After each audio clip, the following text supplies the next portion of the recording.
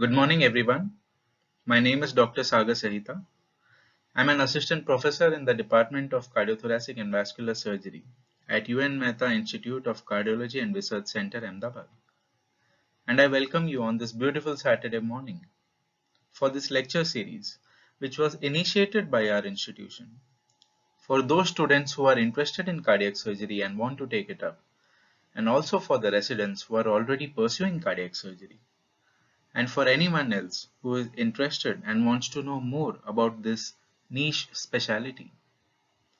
Today is our second lecture in the anatomy series. Today we'll be talking about anatomy of the cardiac chambers and the conduction pathways. Last week, Dr. Herin Patel had discussed basic anatomical considerations, and I urge you to go through that lecture before starting this one. Today, we'll be focusing our discussion on the right atrium, the left atrium, the interatrial septum, the right ventricle, the left ventricle, and the interventricular septum, and the conduction pathways. A small disclaimer, I do not own any of these images. We owe these images to all the great cardiac morphologists and surgeons who made our understanding of anatomy much better and who contributed in making cardiac surgery much safer. My hats off to all of them. So when we do a sternotomy, this is how we look at the heart right in front of us. We see this clamp behind the great vessels. It's in the transverse sinus. So can we correlate the image on the left hand side and the right hand side? This is the SVC and the IVC. This is the pulmonary artery, the right ventricle. This would be the approximate position of the tricuspid valve. This being the right atrium would be where the foramen ovale is. Behind this we can't see is the aortic leaflets, and the pulmonary leaflets are at a higher level than the aortic leaflets. That is what we see on the right side also. The pulmonary leaflets are on a higher level than the aortic leaflets. Also, I would like you to note the distance between the non-coronary cusp and the fossa ovalis and see how close together they are. We'll come to that later. So, but the surgeon is standing on this side, and this is what we view when we do a sternotomy. So this is the surgeon's view with the right atrial appendage here, the right ventricle here, the aorta, right and posterior, the pulmonary artery, left and anterior. When it comes to the right atrium, it is made up of three parts: the appendage or the right atrial appendage, the venous component, and the vestibule of the tricuspid valve. Here we can see this sulcus. It's called the terminal sulcus or the terminal groove. This is very important, and this separates the right atrial appendage from the smooth part of the right atrium. This is the smooth part between the right atrial appendage and the left atrium posteriorly. From here it looks very small, but the systemic venous component receives all of the systemic venous return of the heart. Between this systemic venous component and the left atrium is the Waterston's groove. Let's look at the appendage. The appendage is broad and triangular. This in comparison to the left atrial appendage, which is very tubular and almost finger-like. If we open the sulcus terminalis and flip it over to the other side, we can see a prominent ridge. This is the terminal crest or the crista terminalis. This is where the pectinate muscles of the right atrium take origin.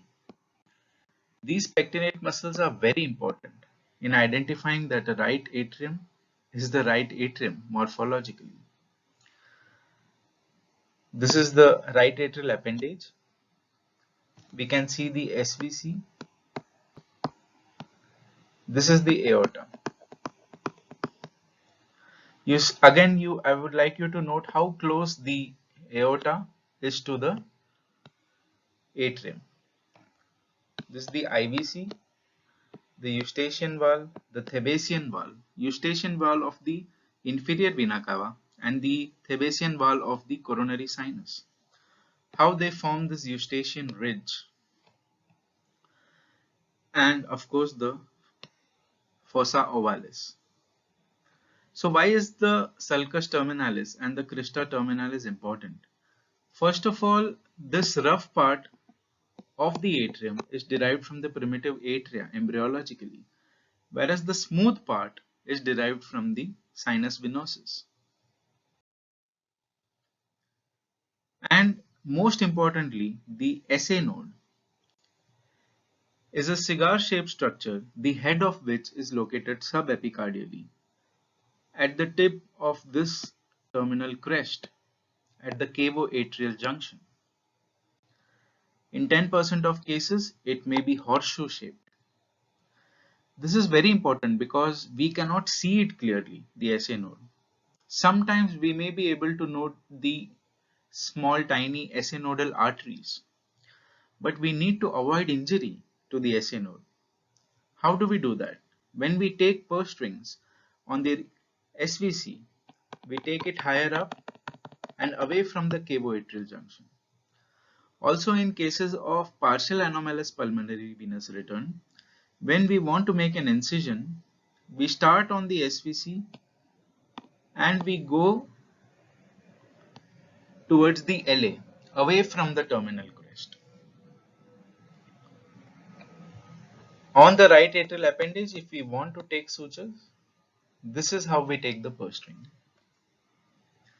So this was about the SA node. What about the blood supply to the SA node? So in 55% cases, it arises from the right coronary artery proximally.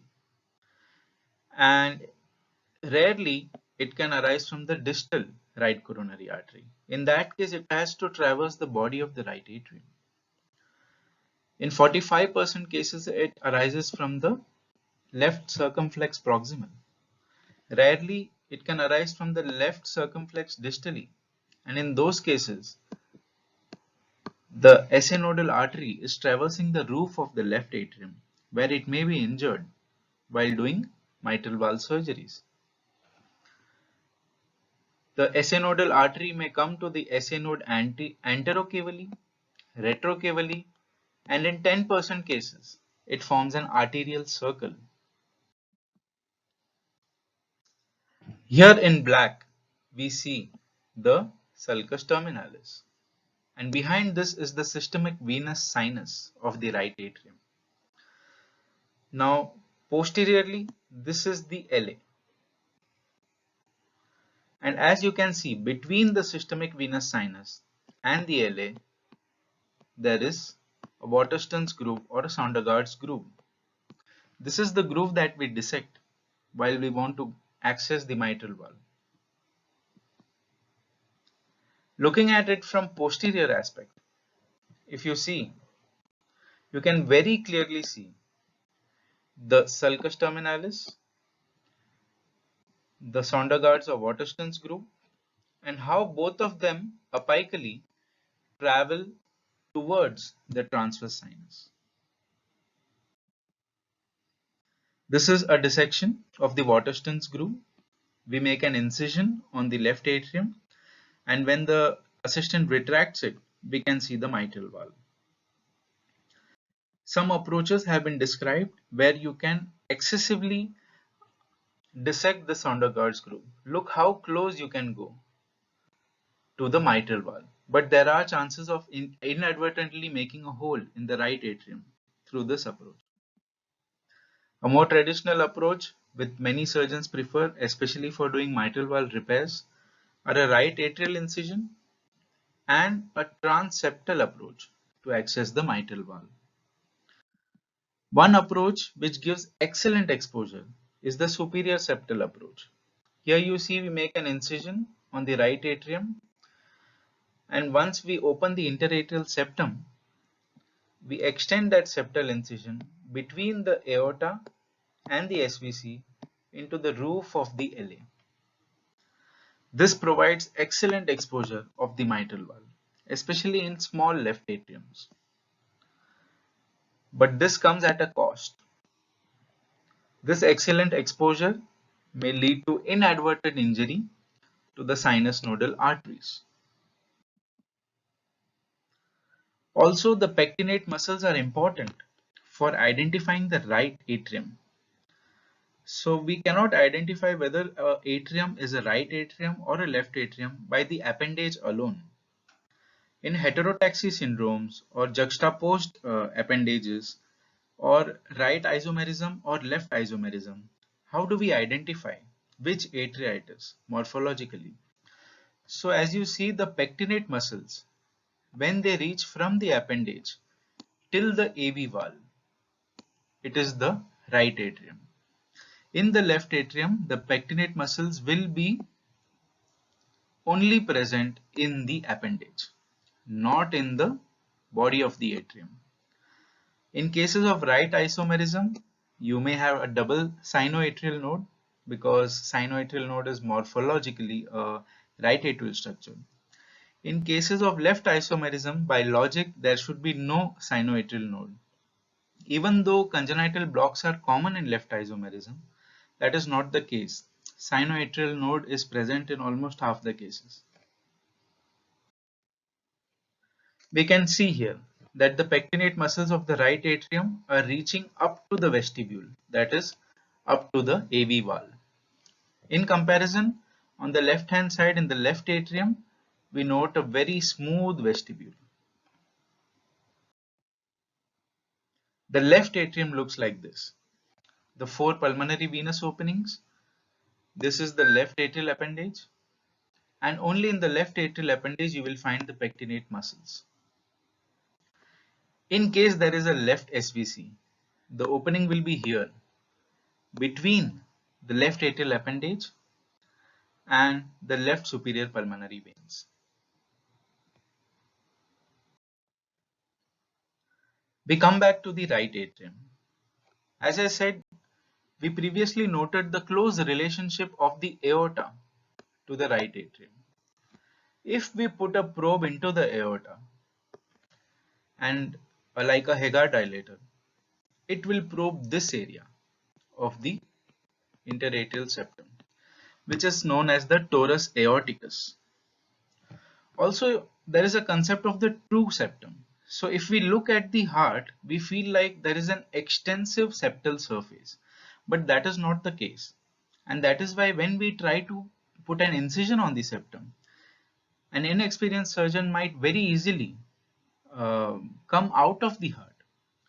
Like anteriorly, there are folds of the interatrial septum which separate the IVC and the coronary sinus.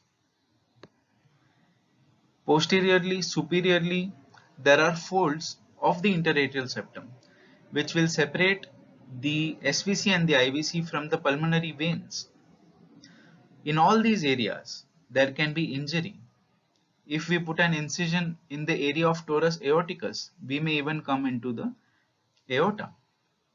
That is why sometimes in sinuses of Valsalva aneurysm, if a sinus near the non-coronary cusp of the aorta ruptures, it communicates directly with the RA.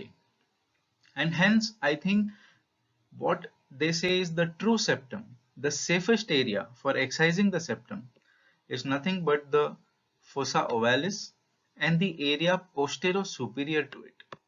This is the safe area. The true septum. This is a diagram which every resident should know how to draw. We can see the SVC, IVC, the torus aorticus. We can see the triangle of Koch, the tricuspid valve. We have not discussed that yet, I know. And this is the fossa ovalis. So this is the safest area to excise. If you want to extend that incision, the best region is posterior superior. So this is the safe area of the septum which a surgeon can excise or incise upon. Also, another concept is if we draw an imaginary line between SVC IVC, everything anterior to it embryologically is related to the septum primum, and everything posterior to it is related to the septum secundum, and all our incisions are always in the region of septum secundum. These are the various AHDs that can occur: a proper ostium secundum AHD, a superior sinus venosus defect, an inferior sinus venosus defect, a coronary sinus type of an AHD, or a ostium primum AHD like we usually see in atrioventricular septal defects. There may also be other variations like a huge chunk of the interatrial septum is missing, which leads to a common atrium, or a posterior AHD like seen in Raghib syndrome. Coming back to this image, so this eustachian wall of the IVC and Thebesian wall of the coronary sinus forms the eustachian ridge, also known as the tendon of Todaro, and this forms one of the boundaries of the triangle of Koch. The second boundary is the septal leaflet hinge of the tricuspid, and the third boundary is the coronary sinus itself. At the tip of this triangle is the AV node and the membranous septum. So the AV node is basically a part of morphologically a part of the right atrium. That is very important to understand. And here also we can see the atrioventricular membranous septum in the triangle of Koch, and we can very nicely see the tendon of Todaro. Another case of AHD where they have shown the triangle of Koch, and in red the location of the AV node. So what is this membranous AV septum? Basically it consists of two parts, the atrioventricular part and the interventricular part. How this happens is the mitral leaflet and the tricuspid leaflet are actually at two different levels. So what happens is there is a portion of the septum between the interatrial septum and the interventricular septum, the muscular interventricular septum, which is membranous, having the tricuspid leaflet hinge divided into two parts. The upper part is the atrioventricular part. Why? Because it connects the LV to the RA. And the lower part is the interventricular part. To understand this better, if we see this diagram, we can see the tricuspid wall, the level of the mitral wall, and the membranous septum.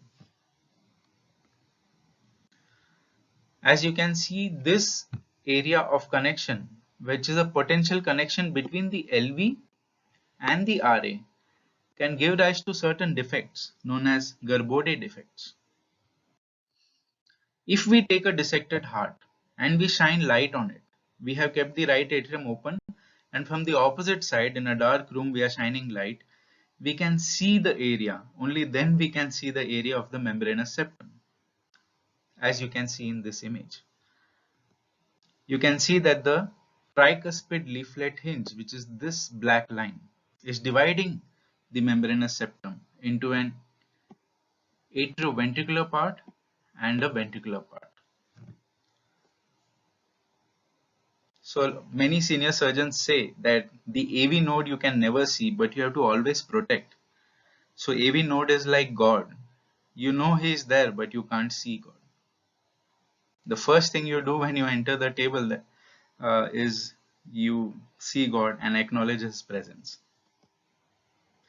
This is from the LV side. We can see below the right coronary sinus and the non-coronary sinus is the area where we can see the illumination. So that is the area of the membranous septum, and we'll see later this is where the left bundle branches are arising from. So the conduction pathway in the left side.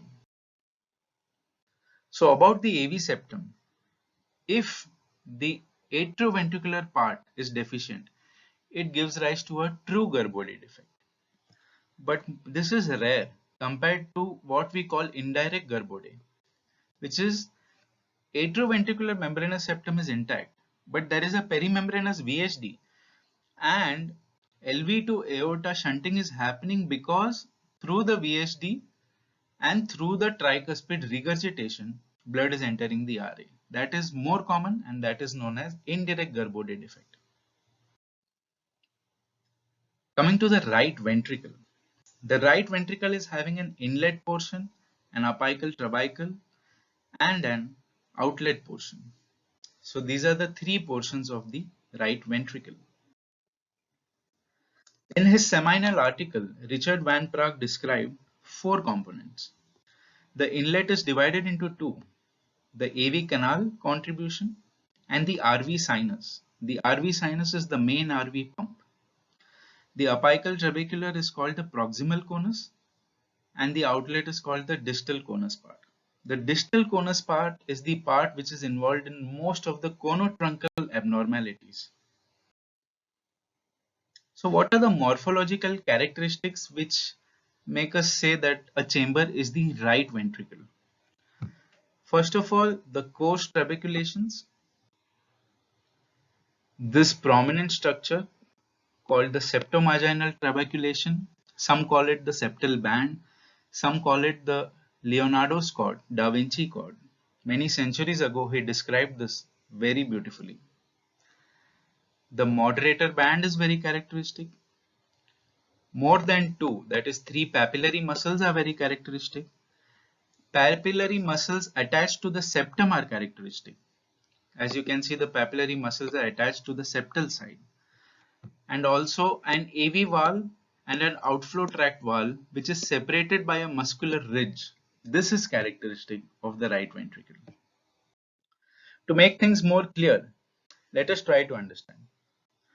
Here, first thing I would like you to notice is the ventriculo-infundibular fold. This is the muscle ridge between the tricuspid valve and the pulmonary valve. And just behind that is the aorta. So when the embryology lectures happen, Dr. Tushar Gajjar sir is going to take it. This area of the heart is what is going to be, you will see, is called the inner curvature of the heart. So this is the septal band or the septomarginal trabeculation. It is having a posterior limb and an anterior limb, so it's like the shape of a Y almost. And this is the aorta like we discussed. Now this area is called the supraventricular crest, and this is called the infundibulum, the freestanding infundibulum. You remember we discussed that the pulmonary leaflets are above the aortic leaflets. So if some professor asks you, old timer professor, which is the highest leaflet, it is actually the pulmonary leaflets because it has a freestanding infundibulum and that pushes it anteriorly and upwards. This is the area of the tricuspid valve, and this is the membranous septum. This small area in the supraventricular crest is called the conal septum. So the septum, ventricular septum, is receiving tissue from all sides, and that is how the ventricular septum gets completed. One of the areas near the outlet is the conal septum, and it has to come and attach between the Y of the septomarginal trabeculation. The conal septum has to come and be like this. So parts of the interventricular septum, if you see, this is the inlet part coming from the endocardial cushions. This is the muscular part, and this is the conal septal part, which comes from the great arteries. And final contribution is from the membranous septum part. So this is how the ventricular septum gets completed. And classically, four types of VSD are described based on this. This is the type 1 juxta-arterial VSD or outlet VSDs. This is the perimembranous VSDs, type 2. Type 3 is the inlet VSDs. And type 4 are the muscular VSDs or multiple muscular. They can even be multiple muscular VSDs, which we call as Swiss cheese septum. This is another beautiful diagram which shows you about the infundibulum. So this is the freestanding infundibulum which makes the pulmonary leaflets higher and anterior to the aortic leaflets. Why this is important? Number one, this infundibular sleeve which is present allows us to do the Ross operation. So because the infundibulum is there, we can harvest the pulmonary autograft and do the Ross procedure. Also, this infundibulum does not contribute much to the RV contraction. So while doing intracardiac repairs, we can put an infundibular resection without hampering RV function much. In this beautiful article by Richard Van Praag, he has described how the RV is the new ventricle and how it allowed us to evolve and breathe on land. So initially the fishes were having only one ventricle. Amphibians had three-chambered heart. Reptiles also had a three-chambered heart. But they could come on land also. So they had an incompletely divided ventricle. Birds and mammals had completely four-chambered hearts. So the right ventricle is evolutionary very new compared to the left ventricle. Left ventricle is perfect. If you see the left ventricle, it's absolutely perfect because it has evolved over 500 million years. You can see it is thick, efficient for pumping. Here we see the two papillary muscles, the posteromedial one and the anterolateral one.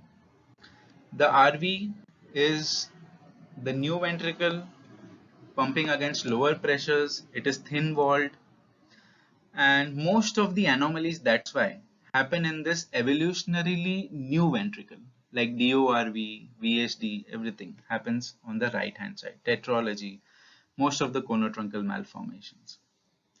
Now about the papillary muscles, they are named in relation to the apex. That's why this is called the posteromedial one and this is the anterolateral one. But many anatomists believe that this is not how they should be named. So the posteromedial is actually superior to the anterolateral one, which we can't see in this image. In the normal orientation, we can see that the posteromedial papillary muscle is superior than the anterolateral one. Also, you will notice that in the left ventricle, in the papillary muscles are away from the septum. This is the septum and papillary muscles are away from it. So left ventricle is called septophobic. The papillary muscles are septophobic. If you compare this to the right ventricle, the papillary muscles arise from the septum. So this is septophilic. Left ventricle is septophobic, right ventricle is septophilic. And the trabeculations are much coarser in the right ventricle compared to the left ventricle. The left ventricle is also having an inlet, apical trabecular component and an outlet part. But one thing which we should notice is compared to the right ventricle, the AV valve and the semilunar valve are not disconnected. There is something called aortomitral continuity, and this is characteristic of the left ventricle. The aortomitral continuity, the two papillary muscles, the septophobic papillary muscles, and the fine trabeculations of the left ventricle. This is characteristic. And if we see that aortomitral continuity region between the right coronary and the non-coronary leaflets is the area of the membranous septum. And if you shine a light, that area is going to illuminate. Now the helical heart concept was introduced by Torrent Gasp and Buckberg. What they say is actually that it is a Gordian knot. It is known for quite some time that the lot of things in nature, including our fingerprints, to the sunflowers, to the horns of animals, to our DNA itself, is helical in shape. And The heart is also a helix, but it's a Gordian knot. We don't know where it begins and where it ends. So recently, they have come up with this concept that the heart can be unfolded. The entire muscle is a single muscle which has folded on itself. This is a new concept and it explains a lot, especially regarding the interventricular dynamics which happens. And it's a very interesting paper. I urge you to read it. Now regarding the conduction pathways. So what connects the SA node to the AV node and what makes sure that the atria contract and then after a delay the ventricles contract and they don't contract at the same time. So the SA node to AV node is connected by three bundles. At least that is what they say. The anterior internodal tract, the middle internodal tract and the posterior internodal tract. The middle one is called Wenckebach and the posterior one is called Thorel. Various names are given. And there is another bundle which goes to the left atrium so that it can initiate the left ventricular, left atrial contractions. But these are not proven and there is a lot of controversy. What we can accept is that probably these are just enlarged muscle bundles through which preferential electrical current supply flows. So they are known as internodal pathways. Here you can also see the Bachmann's bundle, which is nothing more than actually specialized atrial muscle but thicker in that region. Next we come to the AV node and the bundle of His. We saw the location of the AV node and what is happening is that the AV node from the right atrium has to penetrate the membranous septum and that portion is called the bundle of His. The central fibrous body, which is part of the fibrous skeleton of the heart, is very important. And that is the area where the bundle of His penetrates. And it reaches the septum where it divides into the left and right. Here you can see the membranous septum, the tricuspid leaflet at one level, the mitral at a higher level, and the bundle of His penetrating through it. The left one divides into two, anterior and posterior, and the right one goes through the moderator band. This is a beautiful diagram which shows the blood supply of the AV nodal artery. As you can see, it arises from the circumflex coronary in this distance and it's going to the central fibrous body, area of the membranous septum and the right fibrous trigone. So AV nodal artery correlates with the dominance. In left dominant system, which is 15% of cases, the circumflex will give rise to the posterior descending and will give the AV nodal artery also. But in 85% of cases, the right coronary itself will give rise to posterior descending and the AV nodal artery. So if we draw a line from the apex of triangle of Koch to the medial papillary muscle, this gives the approximate direction and location of the bundle of His and our conduction bundle. On the left hand side, between the right and the non-coronary leaflet, we can see the membranous septum and the left anterior and left posterior fascicles arising. They further distribute and become Purkinje fibers subendocardially. This is also a very beautiful diagram which shows the same thing. So finally, I would like to just summarize what we have learned till now. We saw the right atrium with the pectinate muscles, the fossa ovalis, the true septum, the broad triangular right atrial appendage, the SVC, IVC, the triangle of Koch, the membranous septum with its two parts separated by the tricuspid, the AV node entering the membranous septum up to the medial papillary muscle. This papillary muscle is called muscle of Lancisi or muscle of Luschka. The TSM or Leonardo's cord with the two limbs, the supraventricular chest and the conal septum, the VIF ventricular infundibular fold Don't forget about the infundibulum of the pulmonary valve, the four parts of the interventricular septum, the membranous septum. All this is very important to know because knowing the normal will help you become a safe surgeon when you are correcting an abnormality.